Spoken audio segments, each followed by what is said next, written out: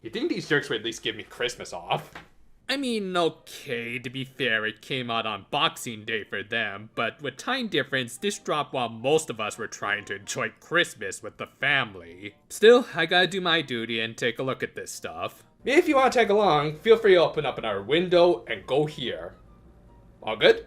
Okay then, let's take a look at the newly revamped Tropical Rouge Precure website and see what it has to offer us for now. As we open up the site, we get this little animation of the new transformation trinket, the Tropical Pack, spinning, and then we see what appears to be a key of some sort get inserted and activated. So basically it's a combination of the Smile and Go Princess trinkets. Very appropriate for this show, but more on that later.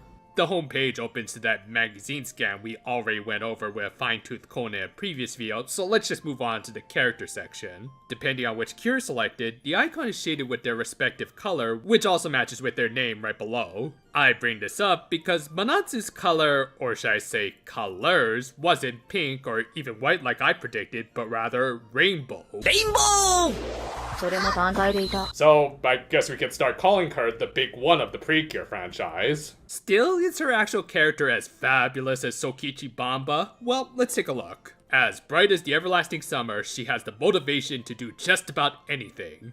Okay then, do you have the motivation to watch all of the Michael Bay Transformers movies? Because that would be impressive.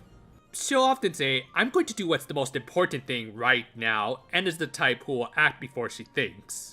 Depending on how this is executed, this may end up becoming the greatest pro or con of this character. I mean, we'll have to see what she prioritizes and how she approaches things to determine whether or not she's a reckless fool or a brave heroine. There's a fine line between them. She moved from Minamino Island to Aozora City. Those names literally mean Southern Island and Blue Sky City. Yeah, Salty has never been a strong suit of this franchise. Though, if it turns out that she is the mayor of the latter, then I wouldn't mind. There she met the mermaid Laura, more on that when we get to the plot summary. And with the precious lips her mother gave her, like the lips most of us have, she says Tropikateru. Are you saying you want a tropical cocktail? Because sorry to tell you kid, but you're not old enough. Her lips are her charm point, yeah, apparently that's going to be a thing with all of these cures, and her roll call is the heart-pounding Everlasting Summer Cure Summer. Her birthday is the 1st of August, I guess you could call that the middle of summer, and her likes include everything tropical and school. Okay, now we know this girl ain't right in the head. But seriously, kind of standard fare for a pink lead, or in this case, rainbow lead, so we'll just have to see how they execute it. Moving on to Sango, we have a girl who really likes cute things and is incredibly fashionable. Peh, what a weeb. She's Manatsu's classmate, and through her considerate nature, she tends to get along easily with everyone. Alright, a fairly amiable little rich girl. No, yeah, we can tell that she's at least upper middle, as her home is a cosmetic shop in the middle of town. As a result, she knows pretty much everything about makeup and cosmetics. Her cheeks are her charm point as she transforms, her roll call being the Shining Jewel Cure Coral. But it's a rock. Her birthday is the 9th of May, and of course she likes to collect cute things and makeup. Nothing much else to say here. I mean, she may look like Yui, for reasons we'll get to later, but she does seem to be a little bit more outgoing, and yet just as considerate, which is nice. Next up, Minori. She likes reading and is a very knowledgeable second-year middle schooler. No, yeah, I kind of skipped over this, but it's worth mentioning that Manatsu and Sango are first-year middle schoolers, meaning that they're 1 year younger than this girl, who looks shorter than them in most images. Eat more fruit, little one. She's a top-ranking honor roll student, though in spite of her poker face, she does put effort into maintaining her poise. Okay, that was a little unexpected. I mean, going by most images, I was expecting her to be the Yayoi type, but no, she seems to be a bit of a deadpan in her civilian form. I think I just found my favorite character of the show. Ever since she was little, still is, she loved The Little Mermaid and is knowledgeable about all sorts of mermaid legends. That'll be useful for this show. Her eyes are a charm point as she transforms. Her roll call is the Flashing Fruit Cure Papaya. Good night, everybody. Her birthday is November 21st, and of course she likes to read. The twist of this character being 1 year older and a loner were some interesting wrinkles that I wasn't expecting, And really, who doesn't like a deadpan loli? Last for the cures, we've got Asuka. She has incredible reflexes and is a third-year middle schooler with a strong sense of justice. So she's the fastest, the eldest, and most morally upright of this team? Yeah, I think we just found our new cure OP of the season. At first, she looks like the cool lone wolf type, but is actually very attentive of her underclassmen. On top of that, she likes to play games with cute animals in them and is good at cooking. Yeah, Asumi, you think you could go tell this girl to hold back just a little?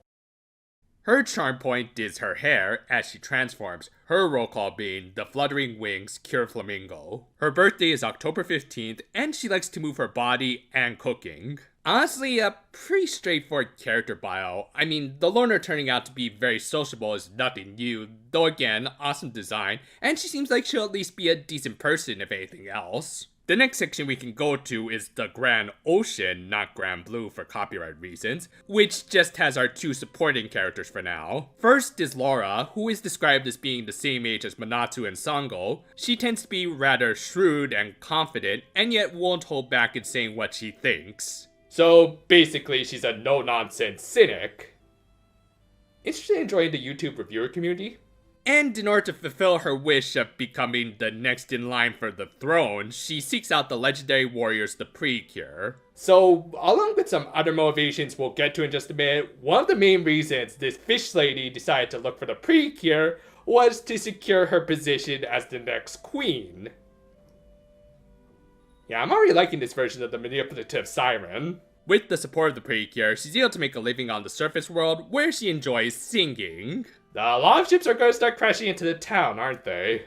And then we get the mascot character, and indeed, it's a fairy from the ocean. Specifically, it's the pet of the current queen of the mermaids. It tends to be very laid back and goes by its own pace. Well, okay, at least it's not hyperactive. And its name comes from the sound it makes, Kurun.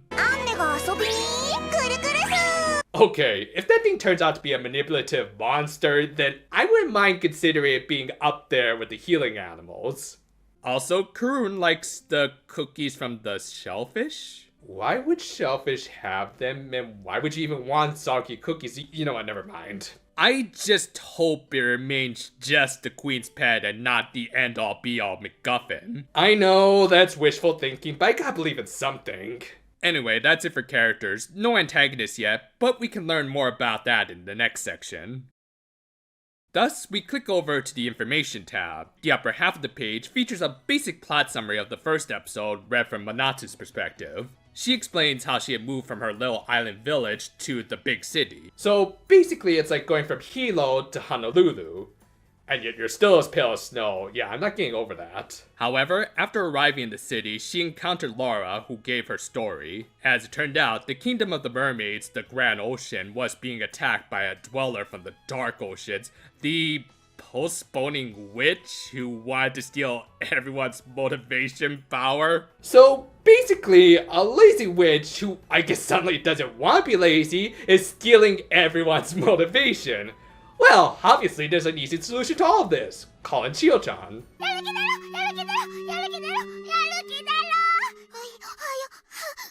Like seriously, this scenario with a villain who's basically Professor Calamitous from Dreaming Neutron is already kind of losing me, so I hope they can make it work somehow, which I do think there are ways that I'll get to in just a minute. Anyway, of course Manatsu wanted to stop the witch from not only taking the Grand Ocean, but also the surface world. And when one of the witch's familiars tried to capture Laura, Manatsu said she needed to do the most important thing right now and transform to fight. Villain name aside, a fairly standard setup for our first episode. Moving on to the bottom of the page, we have what I always consider to be the most important aspect of any season, the main staff listings. First up, we have Yutaka Tsuchida credited as the series director. He has served mostly as an episode director for Precure starting from Smile, but this will be his first time as a full-on series director. He has also directed 2 movies, the fairly good Kiseki no Maho All-Stars film, you know, this.